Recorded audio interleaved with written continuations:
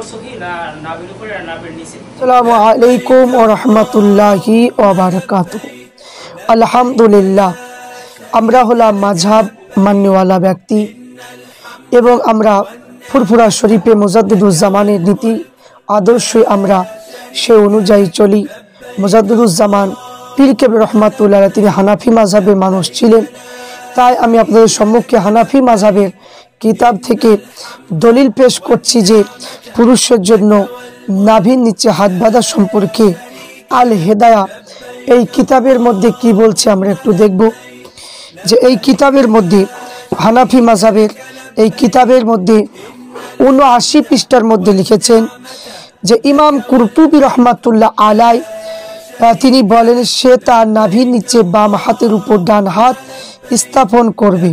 আল্লাহ রাসূল সাল্লাল্লাহু আলাইহি ওয়াসাল্লাম বলেছেন যে ইন্না মিনাস সুন্নতি ওয়াদুল ইয়ামিনি আলা সিমা আলি তাহতা সুররা, নাভির নিচে বাম হাতের উপর ডান হাত স্থাপন সুন্নতের অন্তর্ভুক্ত এবং এটা বলা হয়েছে নাভির নিচে রাখা তাজিম প্রকাশ নিকটবর্তী হলো এটাই উদ্দেশ্য। তাহলে আল হেদায়া কিতাবের মধ্যে যিনি লেখক এবং ইমাম কুরতুবী রহমাতুল্লাহ আলাইহি যত বড় কি লেখক, যত বড় আল্লাহর ওলি ছিলেন, যত বড় কি শিক্ষিত ছিলেন, ওই রকম শিক্ষিত বর্তমান সময়ে একটা আলেমও জন্ম হবে না। আমরা দ্বিতীয় যে দলিলটা আমরা দেখব নুরুল ইজা। নুরুল ইজা এই কিতাবের মধ্যে আমরা দলিল হিসাবে দেখব পুরুষের জন্য কোথায় হাত বাঁধা। এখানে বলা হয়েছে যে আপনার নুরুল ইজা ১৩৮ পৃষ্ঠার মধ্যে আপনার লিখেছেন যে পুরুষ তার ডান হাতকে বাম হাতের উপর রেখে নাভি নিচে স্থাপন করতে হবে। এখানে নাভির নিচে হাত বাঁধা সম্পর্কে আরেকটা বলেছে তাকবীরে তাহারিমা বলা পর হানাফিদের মতে পুরুষ নাভির নিচে মহিলাদের বুকের উপর হাত বাঁধবে, তা সিনা বরাবর হাত বাঁধবে, কারণ এই পদে মহিলা সতর প্রতি অধিকতর সুরক্ষা পাওয়া যায়। তবে নুরুল ইজা এই কিতাবের মধ্যেও বলা হয়েছে যে নারীদের জন্য সিনার উপরে বুকের উপর হাত বাঁধা তাদের কি যে নামাজে তাদের পর্দা তাজিম রাখা হবে। এবং কি সরাহে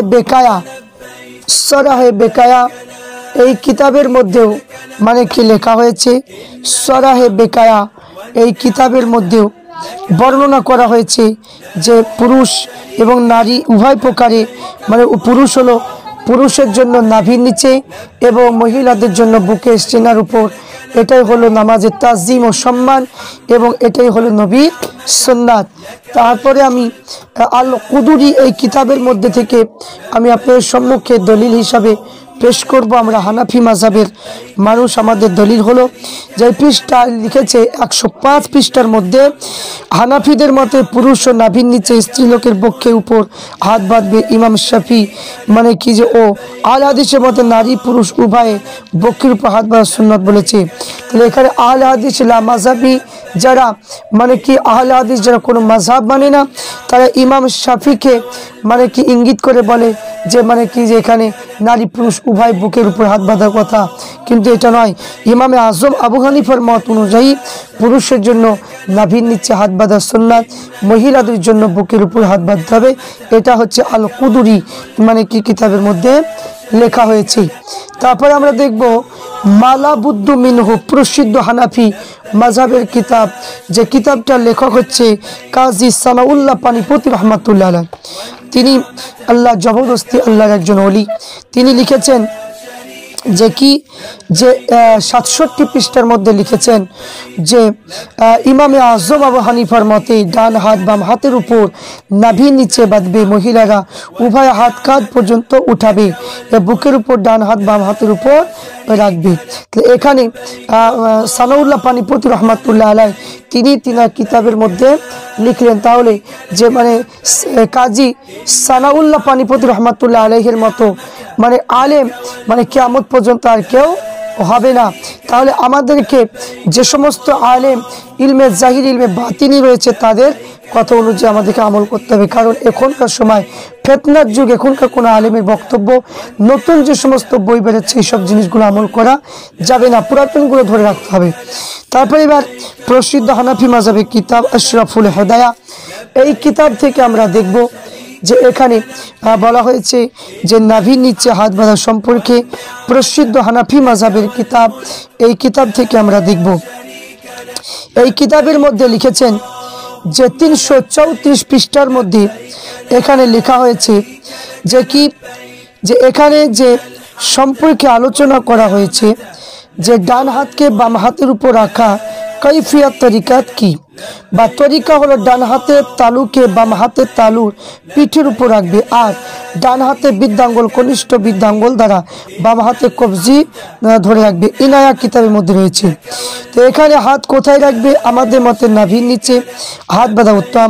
তো এখানে ইমাম শাফি মতে যে বুকের উপর রাখা উত্তম বলেছে।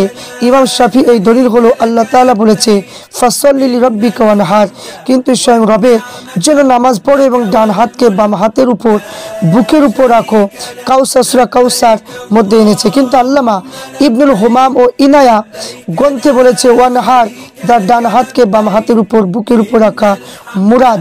এখানে দ্বিতীয় যে কথা বলেছে বুক হলো ইমানদার নূরের স্থান, তাই সুতরাং নামাজের সময় যে হাত দ্বারা তার হেফাজত করা জরুরি।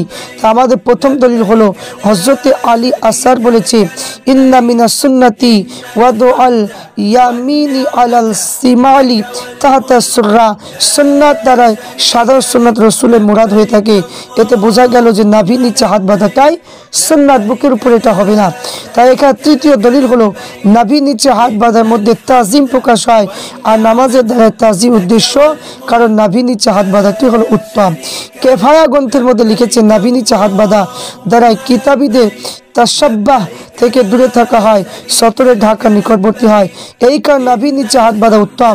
তো এখানে বোঝা গেল যে নাভির নিচে হাত বাঁধাটাই উত্তম। ইমাম শাফি যে অনহার শব্দ দ্বারায় দলিল দেওয়া জায়েজ হবে না, তো ইমাম শাফি যে সূরা যে কাউসারের যে দলিলটা দিয়েছে, অনহার যে দলিলটা দিয়েছে, যে আয়াতটা অনহার, এটা কিন্তু দলিল হবে না।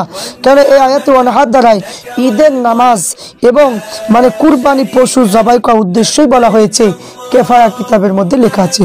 তাহলে এখানে আমরা দেখতে পেলাম হানাফি মাযহাবের সমস্ত মানে কি ফিকহের কিতাব থেকে আমরা পেলাম যে পুরুষের জন্য নাভির নিচে হাত বাঁধতে হবে, এটাই হলো সহিহ মত। এবং আপনার মানে কি মহিলাদের জন্য বুকের সেনাতে হাত বাঁধতে হবে। কিন্তু যারা বলছে যে বুকের উপর হাত বাঁধতে হবে নারী এবং পুরুষ, এটা হলো একদমই মানে কি যে নতুন কথা, যা ইমান নষ্ট করার জন্য এরা উঠে পড়ে লেগেছে। তাই এদের কথা শোনা যাবে না। কারণ নারী পুরুষ মানে নারী যেমন আলাদা পুরুষ আলাদা, তাহলে যদি এ সবই একই যদি হতো তাহলে নারী পুরুষ তাহলে হতো না, তাহলে নারী পুরুষ তাহলে এটা উল্লেখ হতো না, তাহলে সবই একই হতো। আল্লাহ পাক রব্বুল আলামিন আমাদেরকে সঠিকটা আমল করার তৌফিক দান করেন।